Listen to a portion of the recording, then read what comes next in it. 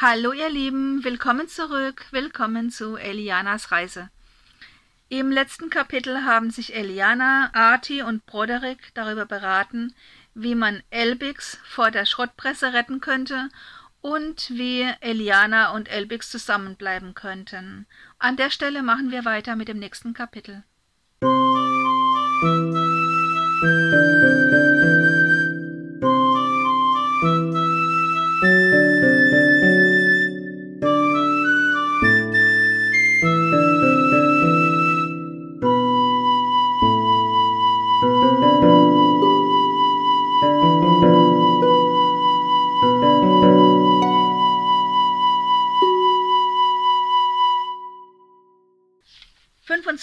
Kapitel Synergien.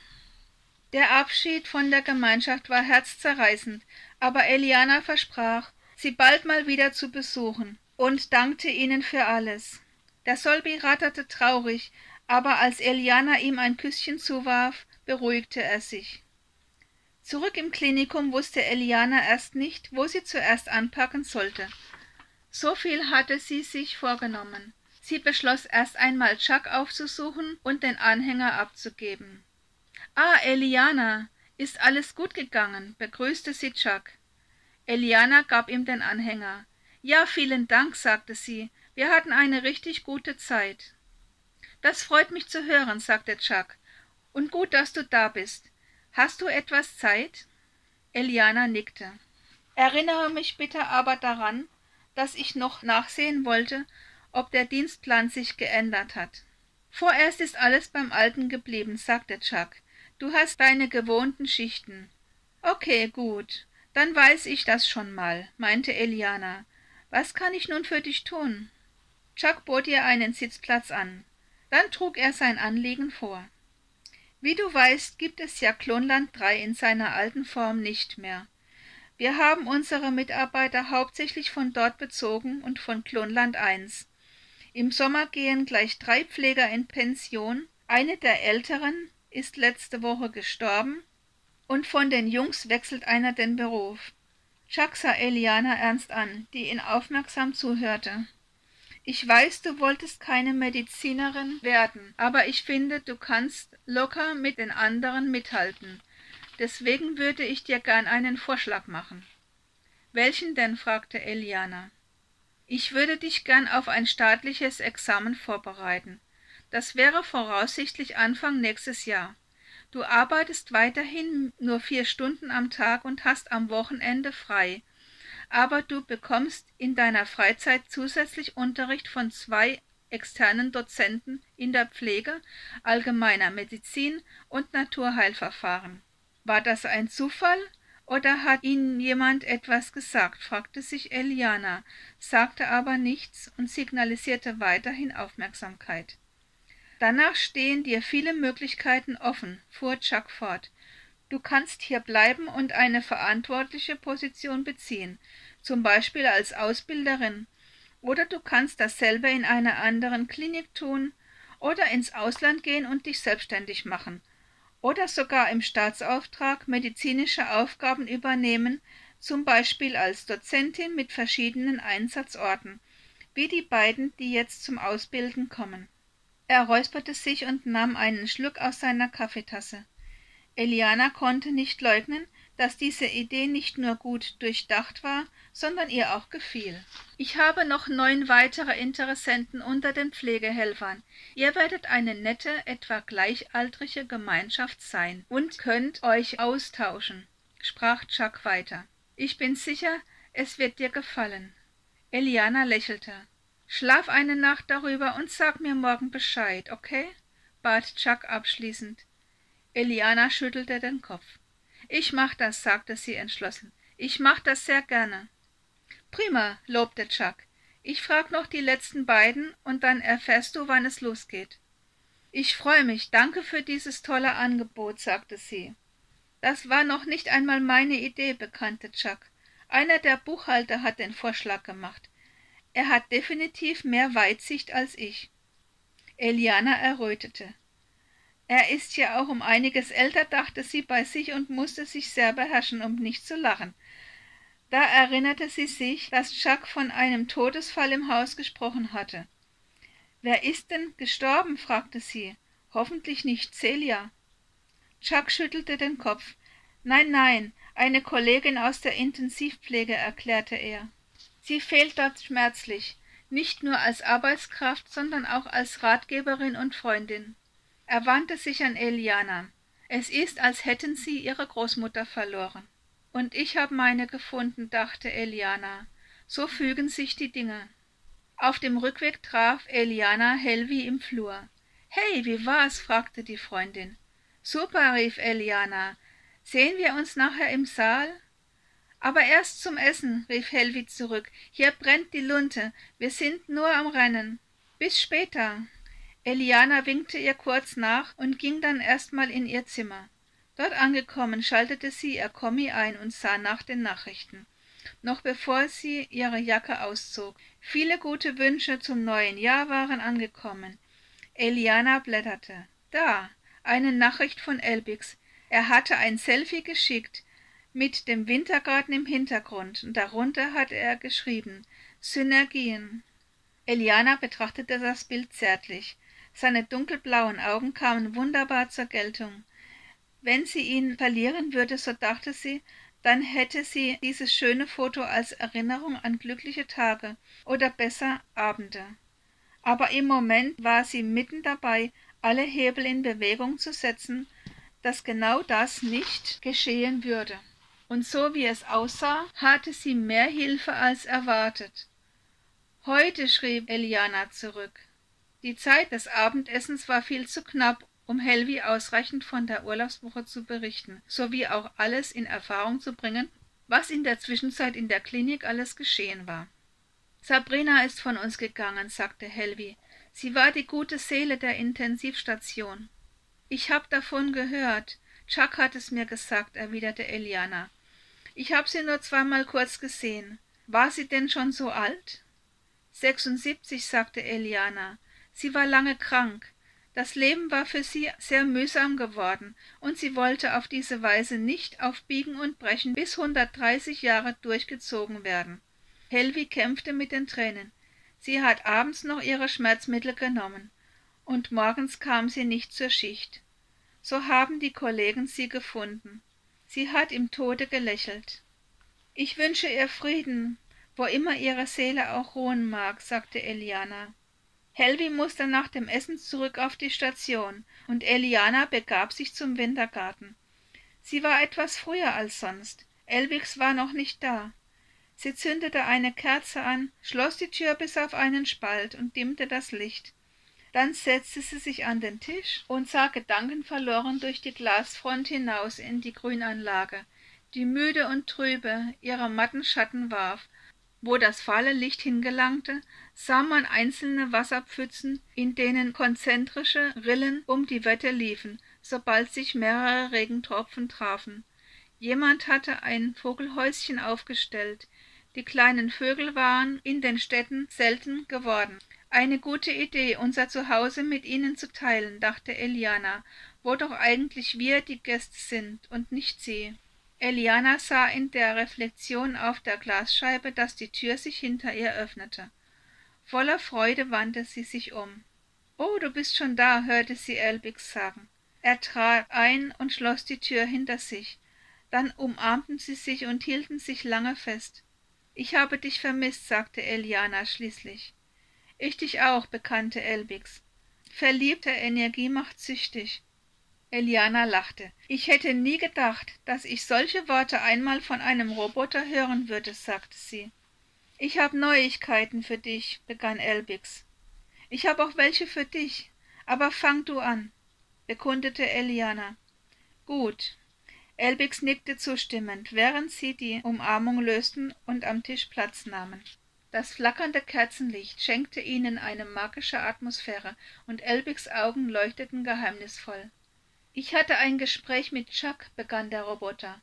»Wir sind der Meinung, dass eine talentierte, mutige und lernbegierige Frau wie du nicht als Pflegehilfskraft durchs Leben gehen sollte.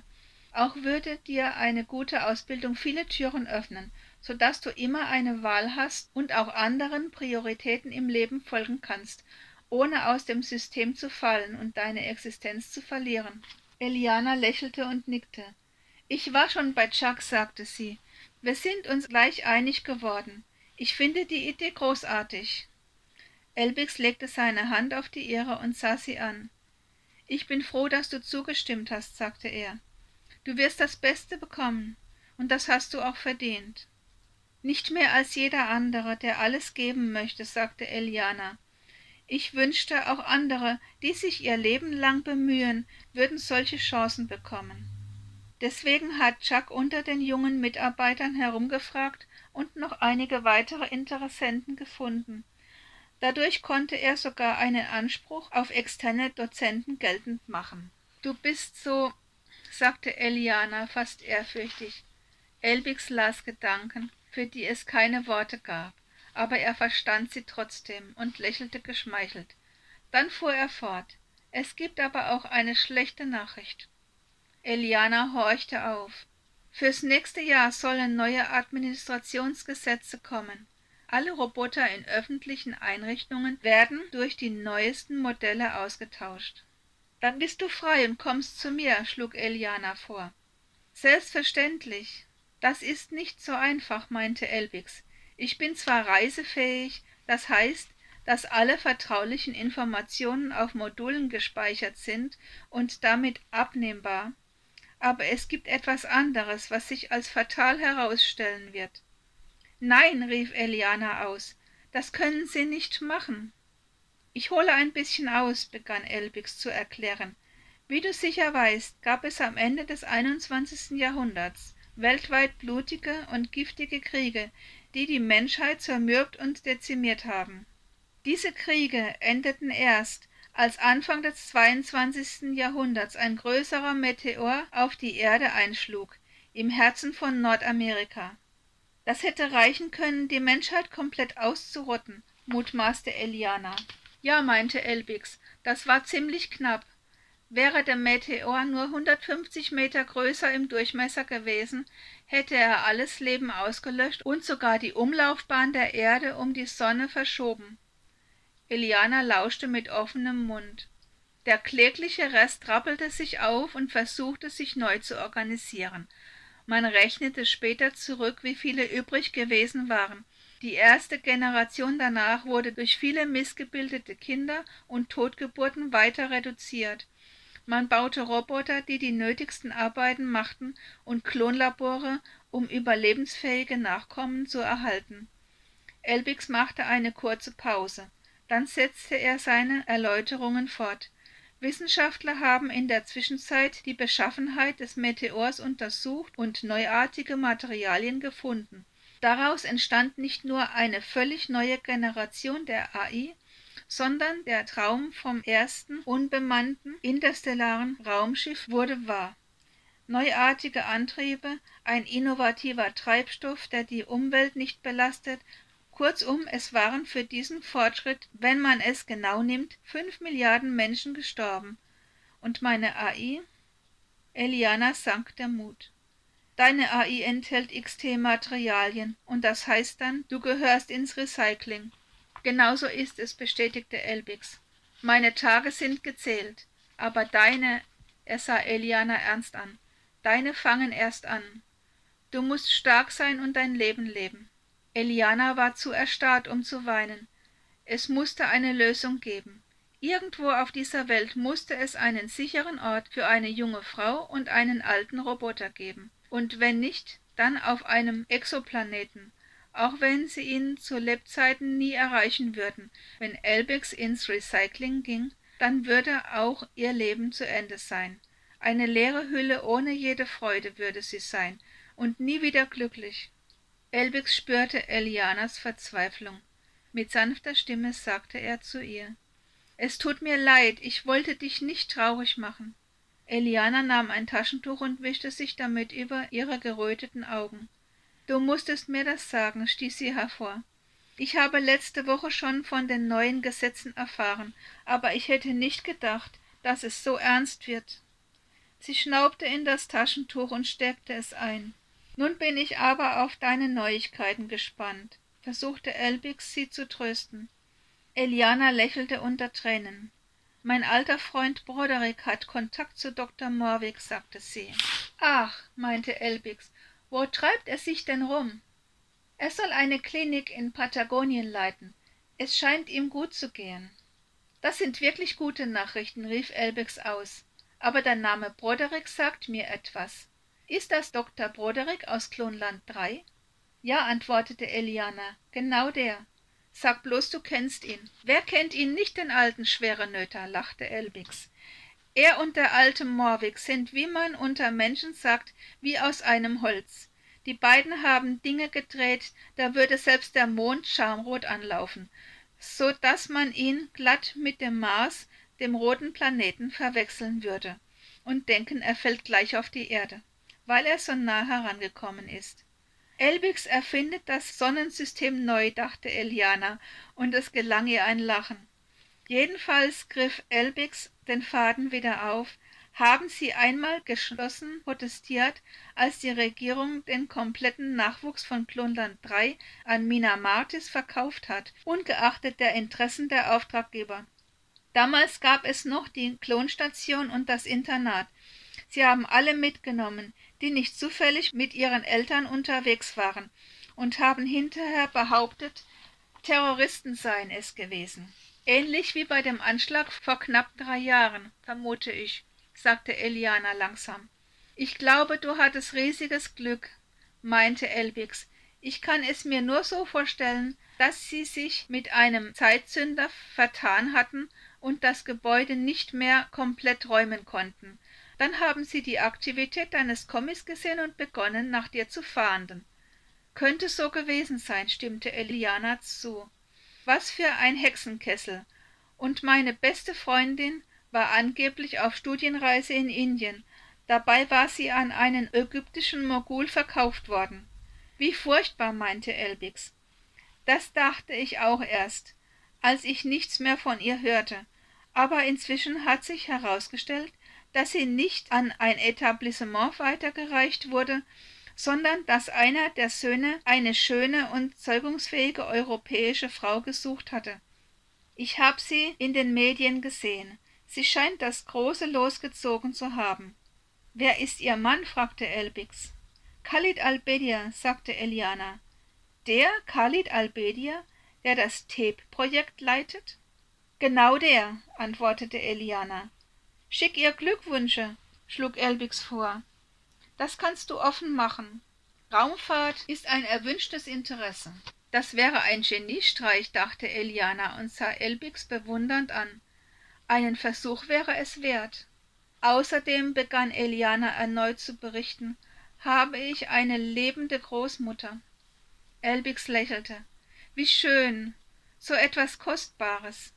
Ich beneide euch Menschen um eure Familien. Ich hatte nie eine. Du hattest eine Frau, warf Eliana ein. Eine inoffizielle Lebensgemeinschaft, erklärte Elbix. Sie arbeitete in derselben Gemeinschaft, und wenn ich transferiert wurde, bewarb sie sich am neuen Einsatzort. Es war immer ein wenig kompliziert für sie, aber es war eine sehr erfüllende Zeit für uns beide. Sie verzichteten heute auf eine Partie Schach. In Elianas Kopf kreiselten die Gedanken, wie ein Tornado über einem reifen Kornfeld. Mit ihrem offiziellen Kommi suchte sie die Kontaktdaten von Khalid al-Bedir und Pola heraus und sendete die ihren mit herzlichen Glückwünschen. Dann sandte sie ein Stoßgebet an die Gottheit, die für Ägypten zuständig war, und gab sich dann ihrer Erschöpfung hin. Bedrohliche Träume begleiteten ihren Schlaf, und sie war froh, als sie am nächsten Morgen die Augen aufschlug und die ersten Sonnenstrahlen von einer versöhnlich glänzenden weißen Schneedecke auf den Baumkronen vor ihrem Fenster reflektiert wurden. Damit sind wir am Ende unseres heutigen Kapitels angelangt. Es wird nochmal richtig spannend jetzt und ich hoffe, ihr seid nächste Woche alle dabei, wenn es dann in die Schlussphase geht. Es sind noch 2 Kapitel. Vielen Dank fürs Zuhören, bleibt gesund und wir sehen uns. Ciao!